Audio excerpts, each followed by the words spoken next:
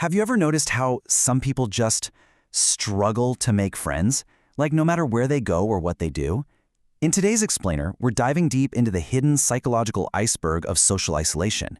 We're going to explore the subtle, almost invisible subconscious reasons why connecting with other human beings can feel so incredibly difficult for some of us. I mean, why do some people find it so hard? It's kind of a universal question, right? You've probably wondered this about someone you know, or hey, maybe even yourself. It is this massive, hidden struggle that so many folks deal with every single day, yet nobody really talks about it out loud. Okay, let's dive into this. Because the answer, it usually isn't what we assume. We love to blame the surface level stuff, looks, or just not being a naturally confident extrovert. But the psychology actually reveals something totally different. It comes down to subtle, deeply ingrained behavioral patterns, habits people literally don't even realize they have. So let's break down the 5 specific secrets at play here. Secret number 1 is avoiding deep vulnerability.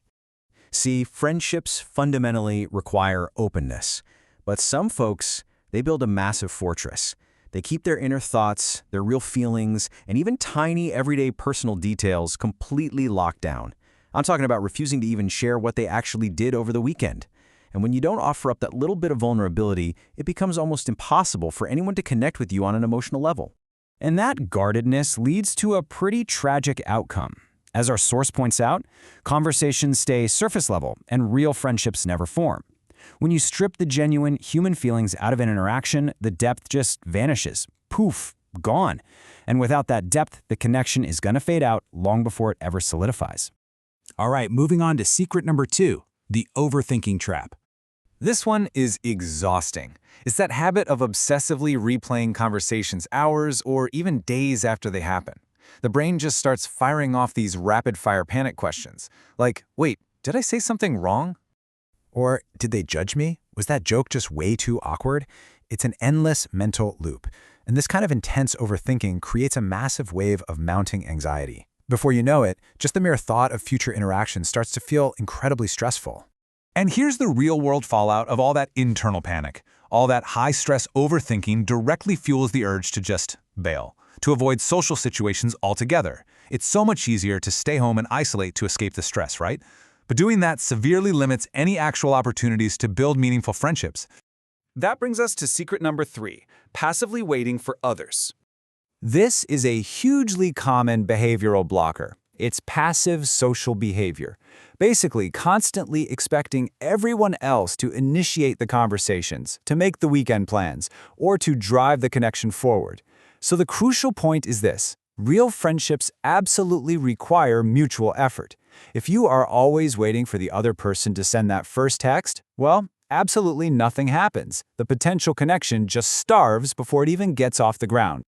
Okay, secret number 4 is a big one: the fear of rejection. This fear is like a background app quietly draining your battery.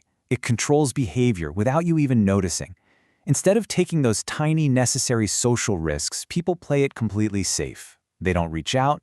They don't express genuine interest. They totally avoid engaging deeply. Now, psychology shows us that while living in this bubble absolutely protects you from being rejected, because hey, nobody can reject you if you don't put yourself out there, right? It also guarantees you will never make a real connection. And that leads us to our final internal blocker, secret number 5, the social energy drain. We really need to validate this one, because not everybody gets energized by being around people. For some folks, even a short conversation leaves them feeling completely mentally drained.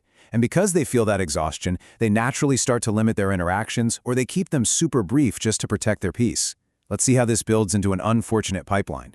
Over time, that lack of consistency completely erodes the foundation you actually need to build strong, lasting friendships. Now, let's slow down for just a second here, because amidst all of these heavy blockers, there is a truly empowering breakthrough. You can absolutely unlock real connections by changing these patterns. In fact, just understanding these hidden behaviors is kind of the cure to the isolation itself. Feeling lonely isn't a life sentence. It's simply a pattern that can be recognized and, more importantly, rewired. Let's do a quick recap of what we've unpacked in this explainer. The 5 psychological secrets holding people back are avoiding vulnerability, overanalyzing every little interaction, waiting passively for others to make a move, letting that fear of rejection totally dictate your choices, and struggling with social energy drain. The absolute critical takeaway from our sources today is this. Once you build awareness around these really subtle behaviors, making real, lasting connections gets so much easier. Which brings us to our final thought. Now that you understand the hidden psychology behind social isolation, what real connections will you build? Take these insights, try applying them to your own life, and maybe start breaking down those hidden walls today. Thanks for hanging out with me for this explainer, and hey, here's to building better, deeper connections.